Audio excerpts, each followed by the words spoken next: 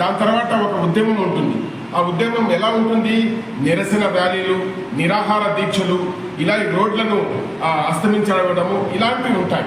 ఇప్పుడు మొదటే ఈ ఆంధ్రప్రదేశ్ ప్రభుత్వానికి చెప్తున్నాం. ఆంధ్రప్రదేశ్ ప్రభుత్వానికి నారా లోకేష్ గారు రాష్ట్రమంతా పర్యటించినప్పుడు పాదయాత్ర అందరికీ ముస్లింలకు మాటిచ్చారు, మీరు మరచిపోండి, మిమ్మల్ని కింద నుంచి తీసుకుని వస్తామని. ఇప్పుడు పైనుంచి మాకు పూర్తిగా అస్తమం చేయడానికి ప్రయత్నం చేస్తున్నారు కాబట్టి కనబడుతున్నది. కాబట్టి ఎందుకంటే 4% రిజర్వేషన్ అన్నారు. 4% రిజర్వేషన్ ఓకే, మేము దాన్ని చూసుకున్నాం. ఈ వక్ఫ్ ఆస్తిలో ఎవరు రక్షించాలి?